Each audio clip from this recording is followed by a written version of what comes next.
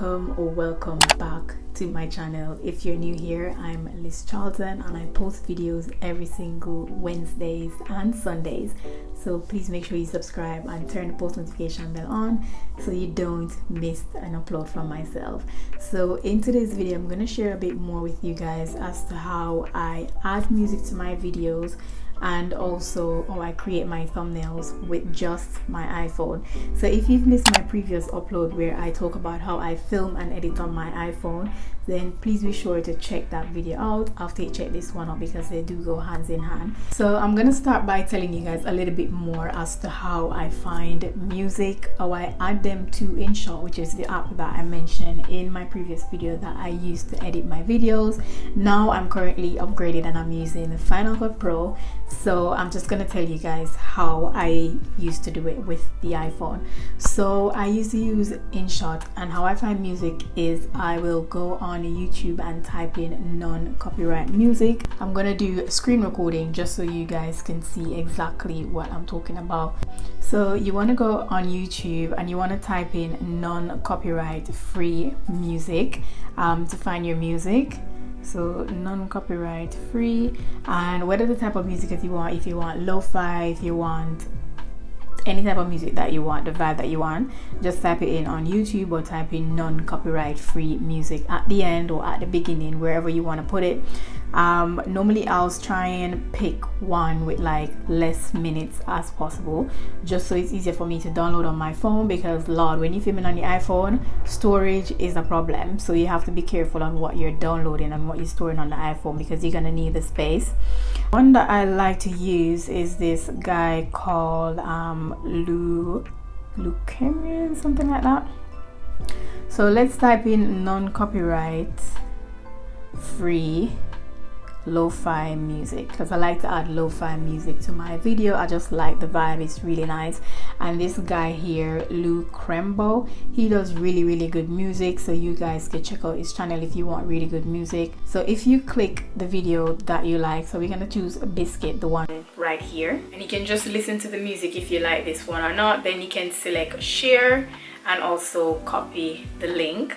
Next, what you want to do is go on your browser and you want to type in YouTube to MP3 music. Then what you want to do is paste that link that you took from the video that you like. So what this is going to do is just convert the video in just the audio, so you will get the music. Then you want to press convert, just X off those extra stuff that comes, just click them off, cancel, click them off, go back. So once the music is converting, you're gonna select download. When it's finished, that's gonna pop up again, just take it off, go back, then you're gonna select the download. Once it's downloaded, you will find it on the top right corner of your iPhone. If you don't have an iPhone, I'm not too sure where you'll find it, but you find it in your downloads. You want to select that music, and it's already on your phone, but you can go ahead and just save it to file. So after that, what we're going to do now is add the music to our video.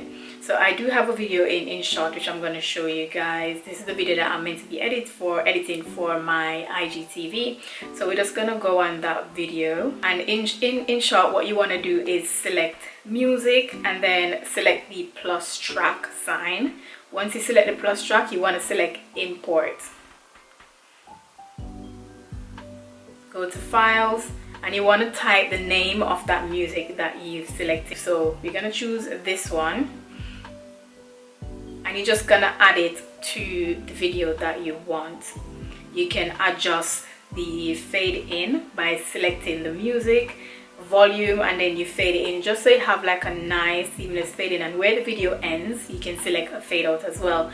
So it's pretty simple. That's where I'll add music to my videos. Also, you can choose SoundCloud.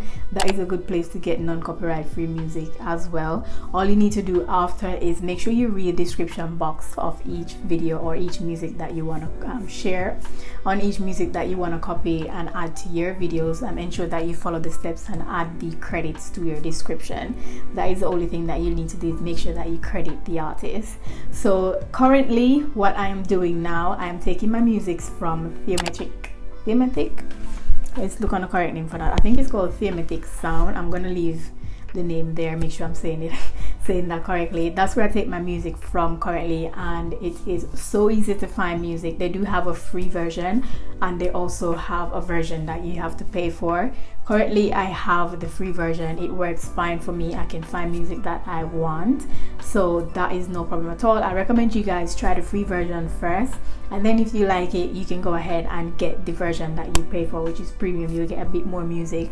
Maybe you'll find a bit more that you like as well. I'm gonna ensure to leave the link down in my description below, so you guys could go ahead and check out that if you want some music. A tip that I also want to give you guys is whenever you find music and you want to download them, when you get the music credits, you can add them to your notes. So I have a library on my notes. This is all the music from Thematic Music. This is all the music that I use from them in my notes here. If you guys could see, I don't know if you can. Yeah, this is all the music that I use from them. Also, you can get transition sounds from there, so you know, like button clicks, swipes, sounds like that, you can get from them as well. They're on YouTube, but like I said, it's literally in one place, so you can just go ahead and check it out, and the link will be down below. So next, I'm gonna speak to you guys about thumbnails, how I create my thumbnails, and how I pretty much make the thumbnails look good. This is probably the most important part of the video, your thumbnail, and I'll definitely recommend that you guys try and put some work into it. I try and do that every time that I upload a YouTube video. Try and make the thumbnail as good as possible, as good as I can make it. So I'll definitely recommend you guys doing that as well. And when it comes down to thumbnails, please try, and this even remind me myself saying it out, because I haven't took any thumbnails for this video. So what I'll definitely recommend you guys do as well, rather than using screenshots of videos to get thumbnails, try and like carve out some time when you're filming or before you're filming, it could be after, to take thumbnails for your video. That way you can potentially get more views from your videos because your thumbnails are high quality. So I use Canva to make my thumbnails for YouTube videos. I use Canva to do a lot of things, and thumbnails is one of them. So I edit my thumbnails on my phone still, but sometimes I can go ahead and open Canva on my laptop, where it's a bigger screen, so it's easier to work with. So you guys could do that as well. But if you don't have a laptop, the phone is just fine. You can go ahead and just make your thumbnails from there. So I'm just gonna go ahead and open Canva just so you guys can see. Also, Canva have like a free version, and they also have a premium version. The free version is just fine. You can use a free version to edit your thumbnails, which I will definitely recommend as well. When you're starting out, just try and use as much free things as you want. So what you want to do is type in thumbnail, and then it will come up with YouTube thumbnail at the front. You can see that here it kind of gives you some idea on thumbnails that you can go ahead and use, like the template, which is really nice. But what I mostly tend to do is I will use just the blank template, and then I will create the thumbnail from scratch. So what you guys want to do is the same picture that you took from your thumbnail, you want to add that to the template and also upload it on Canva. So you're going to select upload media and then photo, but I'm just going to use media that is already here. I like to use 4 pictures or 3 on my thumbnail. You can create a style which you like to use your thumbnail. I like to have a border on my thumbnail, and I like to keep that border black, just so when I go on my channel it is seamless. So I'm gonna go ahead and add some more photos as well. This is like a cook with me video that I did that I'm going to be uploading on my channel. So I'm just going to show you guys how I'll be creating that thumbnail. So that I'll put that video there with that photo there, this one as well, and these I took when I was filming. So I literally have these content that I can use of high quality. Also, you can go ahead and edit them if you want. If the lighting is not that great, you can edit the lighting on the videos, if you on the photos if you want, just so it comes up a little bit better. So this is what I have so far, and I think it's fine. But what I'm going to do now is add my border. In Canva you can add elements to your photos. You can add text, you can add any shape that you want, but I'll definitely recommend that you just go ahead and search through what they have, and then you can select from there. Say for instance you want a woman cooking, you can select cooking. I don't know if I'm gonna find a woman, but let's do cooking. and you can find someone cooking, or you know, something that represents cooking, and you can add it to the photo. Stuff like that you can find on Canva. It's just that if some of them have like a little badge beside it, it means that you'll need to pay for it. Just like this one, it says Pro, it means that you'll need to pay for it, but the free ones are just as good, so that's fine. Anyways, I'm going to go back to Element, and I'm gonna delete that, and I'm gonna select the border that I like to use. So I'm just gonna add the border around my thumbnail, and I'm gonna put it in black because that's what I like to do. Next, I'm gonna add text. So I'm gonna press the plus sign down the bottom, and then I'm gonna add text to my thumbnail, and they have loads of fonts that you can choose from. You just need to go into fonts, and then you can see loads at the bottom there. So I'm gonna select the text, and I'm gonna name this Cook With Me, and I'm gonna make this a bit bigger. Also, I want the text color, I want the color to be white for my text, and I want to add some effects. So I want to add maybe shadow. Let's edit that, and I want the color to be black. I want the transparency of that shadow to pop. Let's go back, and we need it in black.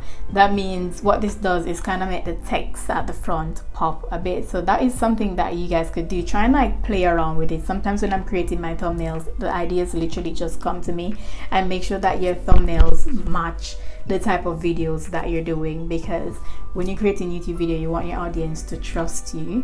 You don't want to create a thumbnail where you're on the beach when they click the video you are at home cooking. I will literally just click off and I wouldn't subscribe. So you don't want that. So make sure that the thumbnail reflects every single thing that is in the video, and make sure that people are clicking on what they actually want to watch. So trust is important.